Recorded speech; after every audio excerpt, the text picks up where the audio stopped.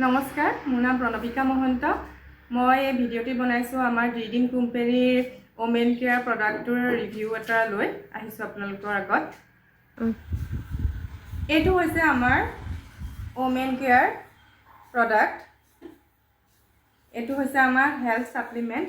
Women care বুলিলে গম পাইছেই, আমাৰ মহিলাসকলৰ বাবে এইটো আছে। আমাৰ মহিলাসকলৰ যি প্ৰব্লেম আছে সকলো এই কেপচুলটোৱে গোটেইখিনি ভাল কৰে। আৰু মই যিটো ৰিভিউ দিবলৈ আহিছোঁ সেইটো মোৰ ক্ষেত্ৰত কি প্ৰযোজ্য হ'ল আপোনালোকক সেইটো আগবঢ়াবলৈ লৈছোঁ। মোৰ আজি 3 বছৰে মোৰ থাইৰয়ড হৈ আছিলে, হাইপ'থাইৰয়ড। জানেই চাগে থাইৰয়ড দুটা, হাইপাৰ হাইপ'। আৰু মোৰ যিটো থাইৰয়ড সেইটো হাইপ' শকত হৈ গৈ থাকে। আজি 3 বছৰে মই ডক্টৰৰ মেডিচিন লৈ আছোঁ। আৰু ফাৰ্ষ্ট মই যেতিয়া মানে ধৰা পৰিছিলে তেতিয়া মোৰ থাইৰয়ড আছিলে আপোনাৰ 13 পইণ্ট। আৰু মোক খাবলৈ দিছিলে তেওঁলোকে, ডক্টৰে যিটো মোক মেডিচিন দিছিলে সেইটো 50 পাৱাৰৰ আছিলে। তাৰপিছত লাহে লাহে 50 পাৱাৰৰ পৰা গৈ পেলাই 75 আহিলে, 75ৰ পৰা আহিলে 85.5। আৰু আজি আপোনাৰ 3 মাহৰ আগত মোৰ থাইৰয়ড গৈ 54.6 হৈছিলে। আৰু তাৰ বাবে মই 100 পাৱাৰৰ যিটো থাইৰনম খাব লাগে, আমি সেইটো মানে টেবলেট খাইছিলোঁ, ডক্টৰে যিটো প্ৰেছক্ৰাইব কৰিছিলে সেইটো খাই আছিলোঁ। আৰু ডক্টৰে বহুত ভয় খাইছিলে যেতিয়াই নেকি মোৰ 54.6 হৈছিল, তেতিয়া যে কৈছিল মানে মোৰ যদি এনেকৈ বাঢ়ি থাকে তেনেহ'লে মোৰ অপাৰেশ্যনেই কৰিব লাগিব, তাৰ বাহিৰে বেলেগ অপশ্যন নাই।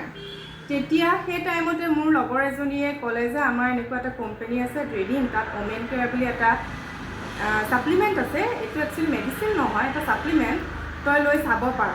তাৰপৰা মই তেতিয়া ক'লোঁ যে হ'ব তেনেহ'লে, মোৰতো চবফালে আশা নোহোৱাই হৈ গ'ল। মানুহ কিছুমানে কয় যে থাইৰয়ডটো এনেকুৱা যে প্ৰেছাৰৰ নিচিনা, যেনেকৈ প্ৰেছাৰৰ টেবলেট সদায় খাই থাকিব লাগে তেনেকৈ থাইৰয়ডৰ টেবলেটটো সদায় খাই থাকিব লাগিব গোটেই জীৱন। গতিকে মোৰ সেইটো মানে আশা গুচিয়ে গ'ল যে থাইৰয়ড বেমাৰটো মোৰ ভাল হ'ব বা কেতিয়াবা ভাল হ'ব পাৰে বুলি মই ভাবাই নাই। কাৰণ আজি 3 বছৰ এইটোতো মোৰ কমা নাই, বাঢ়ি গৈছে। আৰু ইউটিউব চাইছোঁ যে থাইৰয়ডত কি খাব নালাগে, তেনেকৈ বাছোতে মোৰ খাবলৈ একোৱে নোহোৱা হৈ গৈছিলে। এটা টাইমত মোৰ এনেকুৱা হৈ গৈছিল, মই পূৰা দুৰ্বল হৈ গৈছিলোঁ। এজনী হাউচৱাইফ, ঘৰৰ সকলো দায়িত্ব মোৰ ওপৰত। তেতিয়া মানে ডক্টৰক ক'লোঁ যে ছাৰ মই এনেকৈ বাছোতে মোৰতো একো মানে এনেকুৱা প্ৰব্লেম হৈ গৈছে, তাৰ কাৰণে মোক আকৌ ভিটামিন দিছে, কিবা কিবি দিছে। তাৰপৰা যে ক'লে যে ইমান বাচিব নালাগে, অলপটোতো খাবই লাগিব। তেনেকৈ খালোঁ। সেই খোৱাৰ ফলত মোৰ ডিচেম্বৰ মাহত যেতিয়া মই টেষ্ট কৰিছোঁ, আৰু যিসকল থাইৰয়ডৰ ৰোগত আক্ৰান্ত আছে তেওঁলোকে জানেই যে 3 মাহৰ মূৰে আমি চেকআপ কৰি থাকিব লাগে। সেই 3 মাহৰ মই যোৱা ডিচেম্বৰত মই যেতিয়া টেষ্ট কৰিছিলোঁ, টেষ্ট কৰোঁতে মোৰ 54.6 আহিছিলে। তেতিয়াই মোৰ বান্ধৱীজনীয়ে যেতিয়া ড্ৰিডিঙৰ এই ওমেন কেয়াৰটোৰ কথা ক'লে তেতিয়া মই এইটো ল'লোঁ। লৈ পেলাই মই মাত্ৰ এমাহ, তাই কৈছিলে যে 3 মাহমান ইউজ কৰিছা, আৰু কিয়নো এইবিলাক ছাপ্লিমেণ্ট 3 মাহমান ইউজ কৰিবই লাগে। তাৰপিছতে মোৰ এমাহতে মই যেতিয়া এমাহ ইউজ কৰিছোঁ, মোৰ ইফালে 3 মাহ আহি গৈছে যে মই টেষ্ট কৰিব লাগে।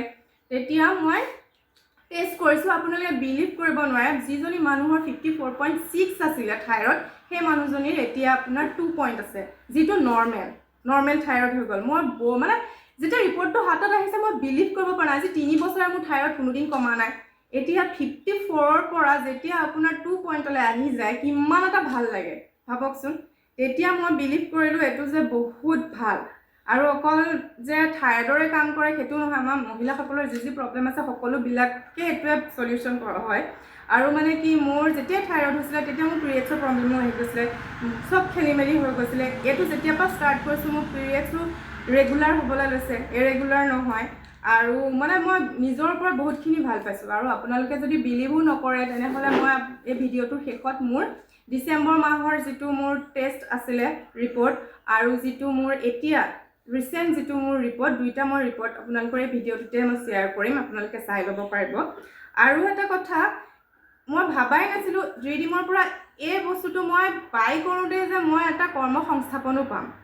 মই যেতিয়াই মোৰ ফ্ৰেণ্ডজনীয়ে ক'লে যে এইটো ল, মই তেতিয়া তাইৰ পৰা বাই কৰিলোঁ। বাই কৰাত মই এতিয়া বেমাৰটোতো মোৰ ভাল হ'লেই, লগতে মই ধুনীয়াকৈ এই কোম্পানীৰ সৈতে মোৰ এটা সম্পৰ্ক স্থাপন হৈ গ'ল। আৰু তাৰ পৰা মই এতিয়া ধুনীয়া আৰ্নিং কৰি আছোঁ, প্ৰতি সপ্তাহে ধুনীয়া আৰ্নিং কৰি আছোঁ। গতিকে এইটো মেডিচিন লৈ আপোনালোকে নিজে আপোনাৰ নিজৰ প্ৰব্লেমখিনি দূৰো কৰিব পাৰিব, লগতে এটা ইনকামো ল'ব পাৰিব। গতিকে আপোনালোকে এইটো আপোনালোকৰ থাইৰয়ডৰ প্ৰব্লেম হওক, পিৰিয়ডছৰ প্ৰব্লেম হওক, PCOD আদি সকলোবোৰ প্ৰব্লেমৰ কাৰণে এইটো আপোনালোকে ইউজ কৰিব পাৰে। ইয়াৰ নিয়মটো হৈছে, প্ৰথমতে যিটো ডক্টৰে আপোনালোকক দিয়ে থাইৰয়ড টেবলেটটো খালী পেটত খাবলৈ, সেইটো খাই ল'ব। খাই লোৱাৰ পিছত দুপৰীয়া আহাৰ যেতিয়া গ্ৰহণ কৰিব, গ্ৰহণ কৰাৰ পিছত ইয়াৰ এটা কেপচুল খাব ডেইলি। মই তেনেকৈ খাইছিলোঁ, মই তেনেকৈ ভাল পাইছিলোঁ এইটো খাব। আৰু ইয়াত 60টা টেবলেট থাকে, এটা বটলত আপোনাৰ 2 মাহ ধুনীয়াকৈ যাব। আৰু মই মানে এইটো বেছি ভাল পাইছিলোঁ কাৰণে মই আৰু এটা আনিলোঁ। মই এতিয়া এইটোও খাইছোঁ, এইটো শেষ হ'লে মই এইটো ব্যৱহাৰ কৰিম আৰু। ধন্যবাদ।